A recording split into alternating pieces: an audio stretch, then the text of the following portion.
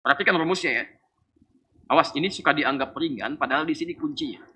Jika Anda punya masalah apapun dalam hidup, kata Allah, jangan pernah mengeluh dengan masalah itu, tapi Masya Allah, yaj'allahu min amrihi yusra. Dan kami akan jadikan semua urusan hidupnya mudah. Nah, yang penting Anda catat solusinya. Itu sudah janji Allah. Ya, bahkan kesulitan terbesar pun kalau Anda minta dengan baik, itu segera dikabulkan. Jangan pernah merasa iri dan pesimis dengan kehidupan orang-orang yang tidak menyembah Allah, tapi terlihat seperti sejahtera. Ya, terlihat seperti sejahtera. Itu hanya sebatas fata morgana dunia, yang jika mereka tidak tobat hanya menambah dosa dan penyesalan di akhirat nanti. Yang harus kita lakukan, penting disampaikan bahwa dalam salat tadi kita diingatkan oleh Allah Subhanahu wa taala melalui bacaan imam kita di surah Ibrahim, surah ke-14 itu ayat 35 sampai dengan ayat 44 tadi dibacakan. Pesan utama di ayat ini terangkum dalam beberapa hal berikut. Pertama, ada isyarat dalam Al-Quran sebagai sunnah yang berlaku sejak masa nabi-nabi sebelum Nabi Muhammad SAW, bahkan berlaku sejak masa Abul Anbiya Ibrahim alaihissalam, bahwa pertama, Al-Quran mengisyaratkan jika Anda dapati dalam satu lingkungan kehidupan, tempat, atau lingkungan bernegara dirasakan ada situasi yang kurang nyaman, tidak menenteramkan pada jiwa, maka sunnahnya bukan mengeluh, tapi memohon kepada Allah Subhanahu wa taala dengan berdoa supaya Allah berkenan menghadirkan ketentraman dalam kehidupan bermasyarakat. Itu sunnahnya. Dan jangan menciptakan suasana-suasana yang kontraproduktif, yang menghadirkan kegelisahan baru. Ya, perhatikan bagaimana Nabi Ibrahim alaihissalam ketika masuk ke sebuah negeri yang bahkan fasilitasnya pun tidak ada. Ya, bahkan tumbuhan pun tidak tumbuh gitu. Ya, kalau dilukiskan di ayat 37-nya itu, inni askantu min dzurriyyati biwadin ghairi dzi zar'in. Saya tinggalkan keturunan saya ini di satu tempat yang tumbuhan pun nggak tumbuh, dia kering kerontang. Masya Allah ya. Nah, tapi yang menarik ketika masuk ke situ di ayat 35-nya, wa idz qala Ibrahim rabbi ja'al hadzal balada amina. Ya, ketika masuk bukan mengeluh. Ya Allah, kenapa nih tempat begini gitu kan? Tumbuhan aja nggak ada, kering kerontang. Lalu engkau perintahkan keturunanku untuk tinggal di sini. Yang menarik yang beliau lakukan adalah pertama kali berdoa kepada Allah Subhanahu wa taala agar suasana itu menjadi ladang ibadah untuk beliau, setidaknya bisa memohon ketentraman kepada Allah. Lihat kalimat ini sunnahnya, Rabbi ja'al hadzal balada amina. Ini bagian pertama. Ya. Yang kedua, jika kemudian di tempat itu ada keburukan-keburukan nampak setelah kita bermohon, sunnah kedua bermohon kepada Allah agar kita dan keturunan kita tidak terlibat dalam keburukan itu. Nah, ini poin yang kedua. Jadi begitu Anda melihat situasi yang tidak nyaman di lingkungan tempat tinggal, atau baru datang ke satu negeri untuk beraktivitas, kan? Situasi kurang kondusif, satu minta keamanan dan ketentraman pada Allah. Yang kedua, jangan terlibat pada keburukan yang terjadi, apalagi jika keburukan itu menjauhkan Anda dari Allah Subhanahu wa taala. Ya, wajibni wa man ma'iya an na'budal asnam. Ya Allah, mohon jauhkan aku dan keturunanku untuk berbuat buruk, terlebih ketika itu menjauhkan diri kami darimu ya Allah. Ya. Jelas ya? Itu an na'budal asnam itu kesyirikan. Hati-hati. Kalau sudah ada muncul nuansa-nuansa di sekitaran mengarah pada kesyirikan, ya. Dulu Syekh Muhammad Hashim bin Ash'ari yang mendirikan Nahdlatul Ulama itu tanggal 31 Januari 1926 ya, pernah memberikan fatwa untuk mengingatkan agar masyarakat sekitaran Jawa tidak terlibat dalam nuansa-nuansa yang bisa menghadirkan kesyirikan. Ya, ini mempraktekkan toleransi ini. Sekarang lagi musim-musim toleransi deh. Nah, antum lihat di kitab beliau dari 19 kitab itu ada kitab yang kedua. Namanya Risalah Ahlus Sunnah wal Jamaah. Di halaman ke-14, di paragraf yang pertama, baris yang ke-4 sampai baris yang ke-7, posisinya sebelah kanan di atas itu di pojok. Ya, beliau sampaikan qala fil anwari, dan disebutkan dalam kitab Al-Anwar wa yaqta'u bitakfiri, dan cukup dianggap ingkar atas fatwanya ini. Ya, lalu nyambung ke baris yang kelimanya. Wa kullu fa'ilin fi'lan, yaitu setiap orang yang melakukan aktivitas yang langsung terlihat, tindakannya nyata kelihatan, ya. Wa kullu fa'ilin fi'lan la yasduru illa min kafir, ikut-ikutan dari perbuatan-perbuatan non-muslim yang akan ibadah. Ya, kasujudi lis-salib, ya, seperti ikut-ikutan kata beliau, ada yang pakai salib, ya, awin nar, ada yang ikut-ikutan ke tempat penyembahan api. Ya, ini jaga toleransi itu indah dalam Islam. Indah. Biarkan umat lain beribadah dengan kepercayaannya, tidak boleh diganggu. Tugasnya hanya berdakwah. Ya, kita berdoa dan berdakwah, tapi nggak boleh mengganggu orang. Awas, hati-hati, lakum dinukum waliyadin. Untukmu kepercayaan Anda, untuk saya agama saya yang saya yakini. La ikraha fid din, tidak boleh memaksa orang dalam urusan agama. Jadi nggak benar kalau misalnya ada orang Islam, maaf ya, masuk ke gereja misalnya kemudian sweeping, ya, berhentikan orang ibadah di tempat ibadah mereka, itu nggak boleh. Bahkan dosa itu. Ya, dosa karena laknya lanahi. Di Quran surah kedua Al-Baqarah ayat 256, posisi paling kiri sebelah bawah. La ikraha, tidak boleh memberikan paksaan. Ya, yang ada kita doakan, kita dakwahi. Ya, dengan dakwah itu mudah-mudahan ada kelembutan hati, bisa hadir petunjuk Allah pada diri-diri mereka. Tapi nggak boleh memaksakan, ya, sampai merusak dan sebagainya. Itu tidak diperkenankan. Ya. Tapi yang menarik, jangan sampai juga menjadikan semua aktivitas itu, ini toleransi tingkat paling tinggi itu. Untuk Anda silakan, kami nggak ganggu. Ya. Tapi juga, maaf, tidak boleh kemudian ikut-ikutan di dalamnya. Seperti kita pun tidak boleh memaksa mereka untuk ikut-ikutan tentang tradisi dalam agama kita. Ya, ritual agama kita. Ya. Antum Idul Fitri misalnya, antum pimpinan di perusahaan, maksa karyawannya harus pakai, ya, jubah, ya, pakai sarung, pakai koko, misalnya, itu nggak boleh. Ya, biarkan aja gitu kan. Nah, termasuk juga pernah terjadi di Jawa, itu dulu tahun 1330 Hijrah. 108 tahun yang lalu. Sekitar 1908 tahun yang lalu, itu pernah ada kejadian orang-orang Jawa itu dipaksa untuk ikut ke tempat ibadahnya penjajah pada saat itu, beserta tuan-tuannya. Kemudian diminta untuk mengenakan atribut-atributnya. Kemudian diminta ikut sekalipun tidak ikut ibadah ke tempat ibadah mereka. Itu sudah ada kejadiannya dulu. Maka keluarlah fatwa ini. Kata beliau, awil masyi ilal kanais. Atau ikut-ikutan kemudian, walaupun itu dipaksa, untuk pergi ke kanais. Jamak dari kanisah, gereja. Untuk pergi ikut-ikutan. Jadi dulu sudah ada itu, kejadian itu sampai keluar fatwa. Nah, ini saya coba mengutip ya, untuk menegaskan kembali, supaya kita tidak larut dalam hal yang bertentangan dengan hukum Allah di sini. Ma'ahliha, ikut-ikutan bersama ahli ibadahnya, ya, pemeluk agamanya, bizana diriha, ya, atau bahkan mengenakan atribut-atributnya. Nah, itu sudah keluar fatwa dulu. Ya. Jadi MUI itu cuma menegaskan saja untuk menjaga toleransi supaya tidak saling mencampur adukan dalam kehidupan ritual beragama. Jadi toleransi itu tidak harus ikut-ikutan, tapi memperkenankan mereka sesuai dengan keyakinan, silahkan, jangan diganggu, dan kita pun tidak terlibat di situ, dan kita pun tidak memaksa mereka untuk mengenakan atribut kita. Jelas di sini? Wah, itu fatwa sudah keluar dari zamannya Kiai Haji Muhammad Hashim bin Asy'ari. Ya, jadi hati-hati ya, awas hati-hati, ulama-ulama kita dulu sudah mengingatkan supaya menjaga ketentraman dengan tanpa melibatkan unsur-unsur yang bisa mengganggu kehidupan beragama yang baik di negeri ini. Sejak dulu masih bernama Nusantara. Ya, sejak dulu masih bernama Nusantara. Jadi ini penting diingatkan. Awas, kalimat Qur'annya tadi ketika diingatkan, an-na'budal asnam, supaya kami tidak ikut-ikutan menghadiri ritual ibadah. Wah, hati-hati. Na'bud itu bisa diartikan ibadah, bukan cuma menyembah. Ya. Ibadah itu artinya segala yang terkait dengan perangkat ibadahnya, walaupun tidak ikut ritual di dalamnya. Awas, termasuk misal memfasilitasi kan, ritual ibadahnya, itu nggak boleh. Nabi pernah diingatkan oleh Allah langsung. Quran surah ke-17 ayat 73 sampai 75. Ya, Quran surah ke-17 Al-Isra ayat 73 sampai 75, posisinya paling kanan, di tengah ke bawah sedikit. Ya. Wa in kadu la yaftinunaka 'anil ladzi auhayna ilaika. Ya. Hampir-hampir saja ada orang yang akan membuat engkau Muhammad terjebak. Awas, hati-hati untuk berpaling dari wahyu yang pernah kami turunkan kepadamu. Ya.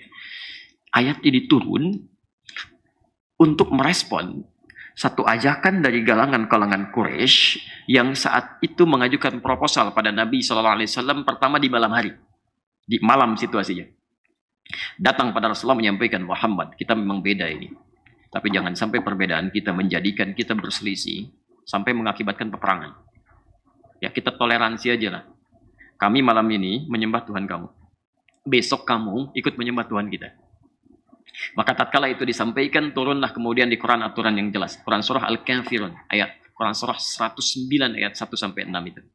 Ya, qul ya ayyuhal kafirun. Katakan, hei orang-orang kafir. Kafir itu maksudnya yang menutup diri. Itu bahasa sopan itu. Ya, yang menutup diri tidak mau menerima iman. Itu kafir. Ya, makanya orang-orang yang datang ini termasuk Abu Jahal, Abu Lahab dan Abu-Abu yang lainnya, kan? Itu tidak marah disebut kafir. Karena mereka paham arti kafir itu dalam bahasa Arab. Mereka orang Arab fasih, paling mengerti bahasa Arab. Ya. Di kafir itu dalam bahasa Arab yang menutup diri, yang menghalangi dirinya, tidak mau menerima dakwah. Jelas ya? Jadi mereka pun mengakui, saya memang menutup diri, saya nggak mau terima dakwah kamu. Makanya oleh Quran disebut kafir. Yang menutup diri itu bahasa sopan sebetulnya dalam bahasa Arab. Ya. Untuk menunjukkan bahwa Islam itu dengan bahasa yang lembut saat berdakwah, tidak mengatakan, kamu ini ingkar iman, kamu begini, tidak. Anda yang masih tertutup, belum mau menerima risalah dakwah. Itu ayat itu. Coba bandingkan misalnya dengan istilah-istilah di tempat lain. Ya. Ada yang menyebut domba misalnya kan. Wah, domba yang tersesat ya. Menurunkan Anda statusnya dari manusia jadi domba. Kan jauh ya perbandingannya. Baik, Anda jadi orang Arab dulu disebut kafir nggak marah. Ya. Saya hanya ingin menerangkan sisi bahasa ya. Sisi bahasa. Anda yang masih menutup diri kata Quran. Maaf ya, la a'budu ma ta'budun. Kami tidak akan pernah ikut-ikutan menyembah atau ikut ritual seperti Anda melakukan sesembahan itu. Sampai puncaknya di ujungnya lakum dinukum waliyadin. Begini saja, aturan dari Allah, silahkan lakum dinukum, Anda silahkan ibadah senyaman-nyamannya sesuai dengan keyakinan Anda. Waliyadin, dan biarkan kami pun beribadah sesuai dengan apa yang kami yakini. Itu yang paling indah itu. Jadi tidak perlu ikut-ikutan, tidak perlu pasang atributnya, masing-masing aja. Dan di situ kita kemudian bersaing dalam dakwah yang baik. Jelas ya? Nah, hanya terjadi di Nusantara ini dulu, itu hidup begitu Pak, berdampingan. Silahkan cek ya. Majapahit itu berdiri, itu sebetulnya jauh setelah Islam. Islam duluan tuh di Nusantara. Ya. Kerajaan Majapahit itu baru berdiri tahun 1294. Samudra Pasai itu berdiri 1275. Jadi 14 tahun sebelum Majapahit sudah ada kerajaan Islam di Samudra Pasai. Ya. Coba baca bukunya Profesor Ahmad Mansur Suryanegara, kan? Yang api sejarah itu. Ya, Anda buka di halaman 105, posisinya sebelah kanan di atas dia, paragraf pertama, baris 1 sampai 2. Itu disebutkan di situ oleh beliau. Cetakan Juli tahun 2013, Ramadan 1434 Hijrah. Ya. Nah, itu jilid pertama warna hitam ya. Kalau Anda buka di situ, itu diterangkan dengan jelas. Jadi Islam sudah duluan masuk, kemudian setelah itu ada Hindu, ada kemudian Buddha juga, ada kemudian di situ animisme, dinamisme, dan semua berdampingan. Nggak ada masalah di situ. Ya, praktek dakwah aja yang berjalan. Dan hidup saling bertoleransi dalam keagamaan. Cuma persoalannya ketika datang Portugis tahun 1511, mulai maksa-maksa untuk ikutan ke tempat ibadahnya. Ketika datang Belanda dengan VOC-nya, ya di awal abad ke-17, 1629, sudah mulai itu, ya ngajak-ngajak dan seterusnya. Disitulah kemudian keluar fatwa untuk menjaga kehidupan beragama supaya berjalan dengan baik. Nah, barusan dalam sholat kita diingatkan lagi. Jadi Masya Allah, sholat berjamaah itu begitu enaknya. Kadang-kadang dalam setiap bacaan yang dibacakan oleh imam, itu ada petunjuk langsung dari Allah untuk memberikan petunjuk kehidupan kita, sesuai dengan konteks kita. Kadang-kadang begini Pak Bu, jadi imam itu kita merencanakan surat nih, tapi begitu kita baca, tiba-tiba bisa berubah itu. Bisa berubah gitu. Nah, jadi coba hadirkan suasana ini. Pertama, jika ada yang kurang nyaman dalam kehidupan kita, bukan mengeluh, bukan menghadirkan suasana yang tidak kondusif lagi, tapi minimal kita berdoa dalam kebaikan. Satu itu. Yang kedua, jangan terlibat perbuatan-perbuatan buruk, ya, terlebih pada hal yang bisa menjauhkan diri kita dengan Allah Subhanahu wa taala. Ketiga, ini yang paling penting pesan tadi. Dalam situasi sulit yang dialami, awas hati-hati, baik itu di rumah, ini umum sifatnya, atau di pekerjaan, atau di lingkungan sosial. Kata Allah, ikhtiar selalu,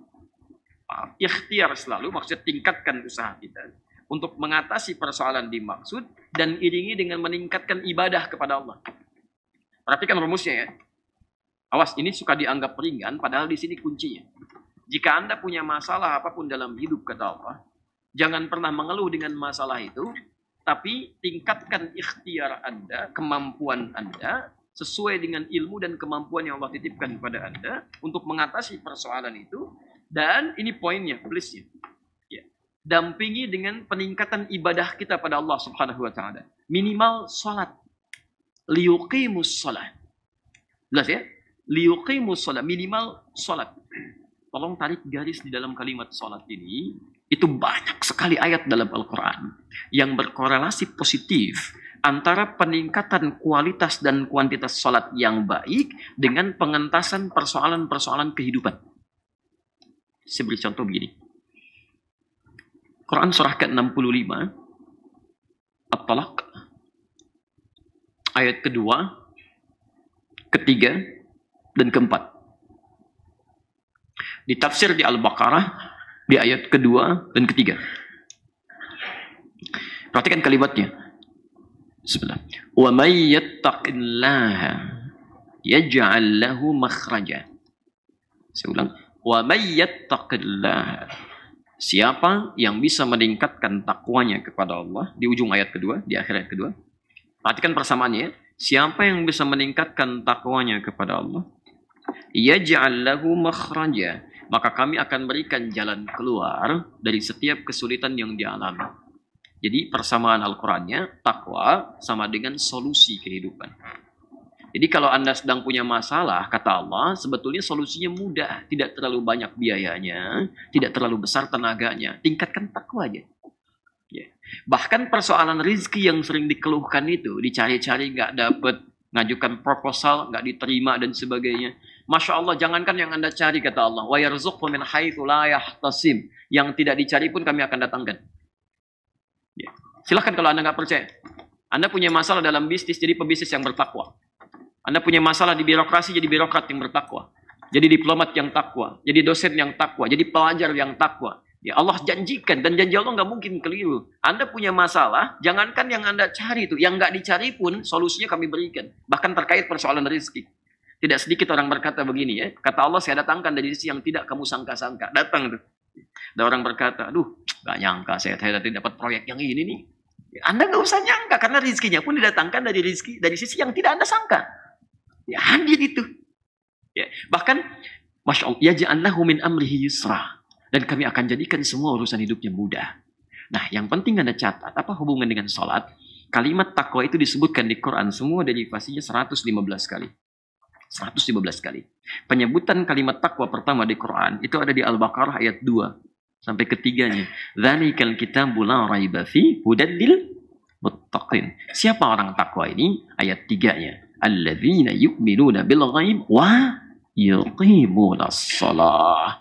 Sekarang saya mohon izin agak luaskan ini ya, karena ini menurut saya sangat penting pesan ini dan sangat kontekstual untuk kita sekarang. Lihat kalimatnya. As-shalah itu tulisannya, kalau tulisan berbeda dengan yang saya sampaikan ini, mushaf Anda keliru. Mushaf Anda keliru. Ya. Alif, lam, shad, lam, waw, di atasnya ada fathah tegak, kemudian ta marbutah. Alif, lam, shad, lam, waw, ta marbutah. Itu sudah disepakati dalam bahasa Arab. Kalimat seperti ini kalimat berbentuk jamak, plural, tapi bisa dibaca dengan bacaan tunggal dan jamak sekaligus. Jadi bisa dibaca dengan solat, bisa dibaca dengan solawat. Jelas? Solawat itu jamak dari kata solat ya. Awas, hati-hati. Solawat jamak dari kata solat, asalnya itu. Ya, di Mekah kalau Anda haji ada bus solawat. Bukan saat masuk bis Anda pada solawat, bukan. Bis itu mengantarkan Anda untuk sholat.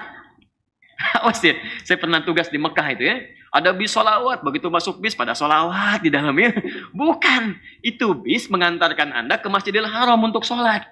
Ya itu, ada yang sabko, ada yang macam-macam itu kan. Dari Mahbasjin, dari Aziziyah. Anda naik bis itu, disebut bis solawat itu jamak dari kata sholat. Ya Quran surah kedua Al-Baqarah ayat 238 itu ya. Dari 237 sampai 238, posisi paling kanan sebelah atas itu. Hafidhu ala sholawat. Jaga waktu-waktu salat itu jamaah. Jelas ya? Baik. Nah, sekarang perhatikan. Kenapa kalimat salat ini oleh Allah diungkapkan dalam bentuk jamaah di sini walaupun dibacanya tunggal. Ingin menunjukkan bahwa kalau jamaah itu sedikit atau banyak? Banyak.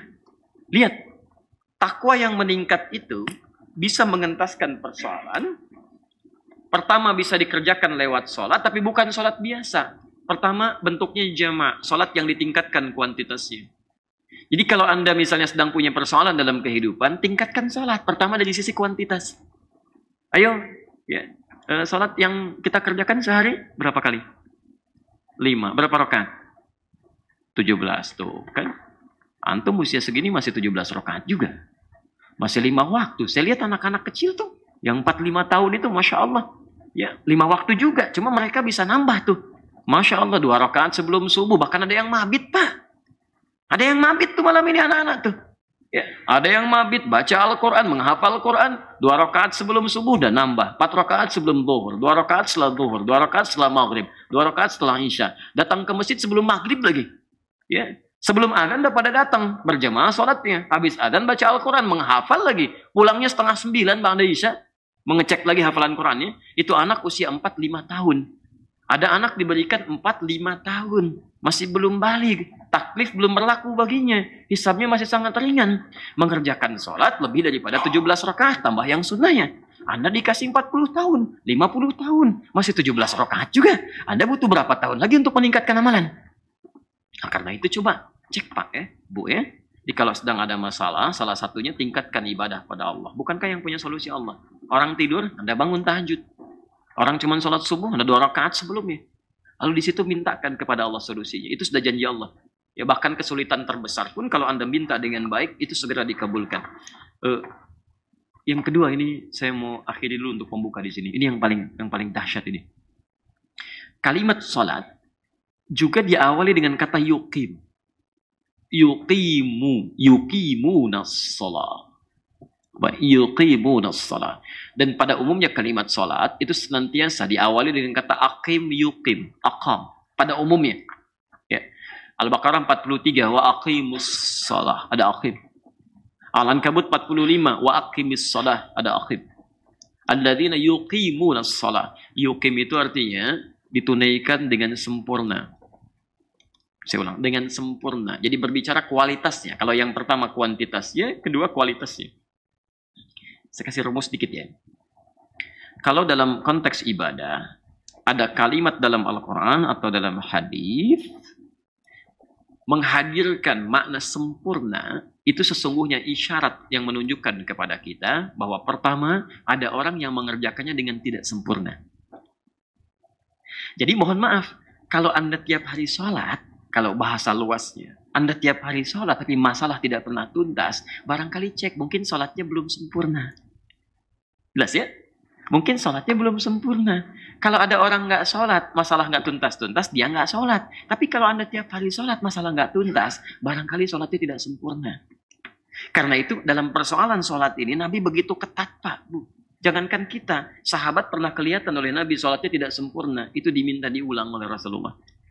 Silahkan cek di Al-Bukhari, nomor hadis 751, 757, ada di hadis Muslim dengan redaksi yang sama, nomor hadis 397.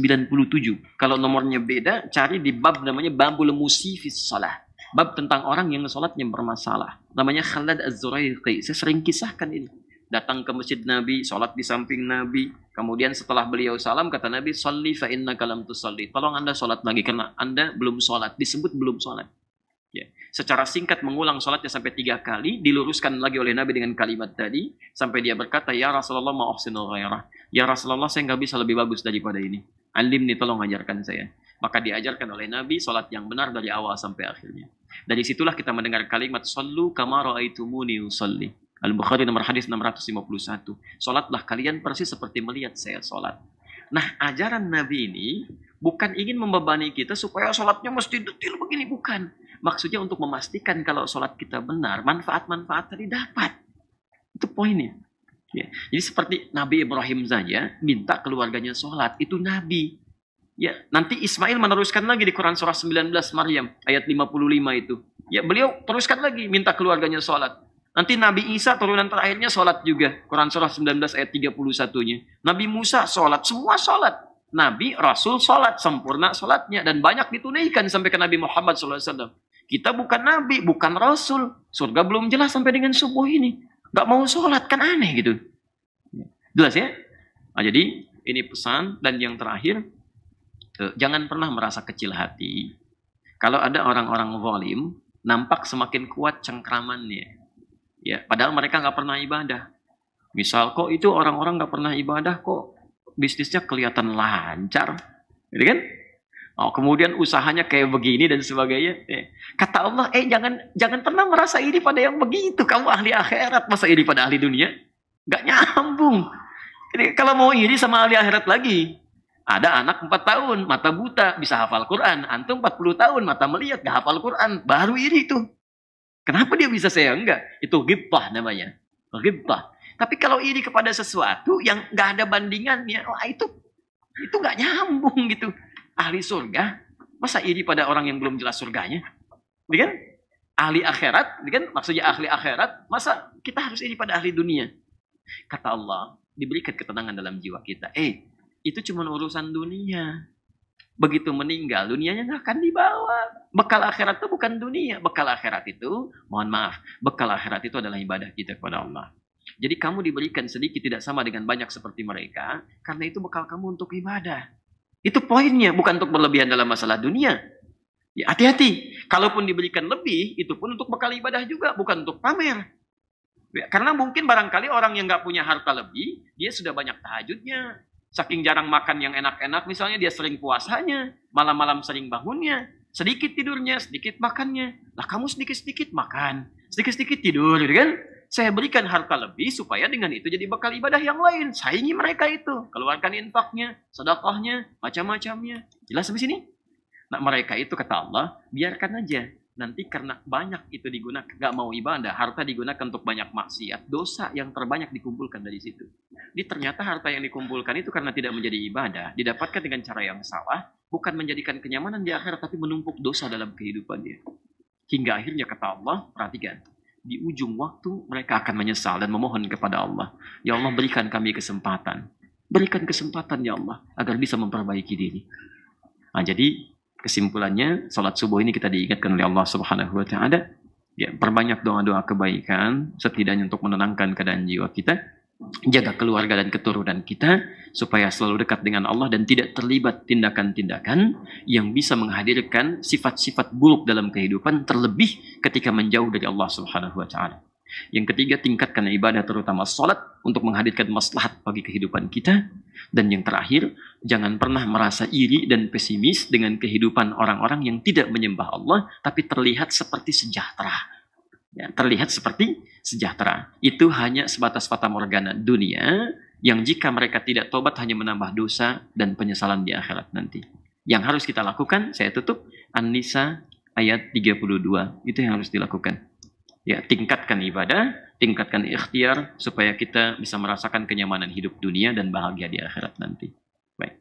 Pilih mana? Miskin dunia, kemudian kaya akhirat, atau yang kedua, kaya di dunia tapi miskin di akhirat. Pilih mana? Pilih yang ketiga, kaya di dunia dan kaya di akhirat. Itu yang paling bagus. Itulah yang ditawarkan di An-Nisa ayat 32 itu. Ya. Kan sahabat Nabi juga tidak harus jadi orang miskin untuk masuk surga. Abu Bakar kaya, Utsman kaya, gitu kan? Abdurrahman bin Auf kapaknya terbuat dari emas.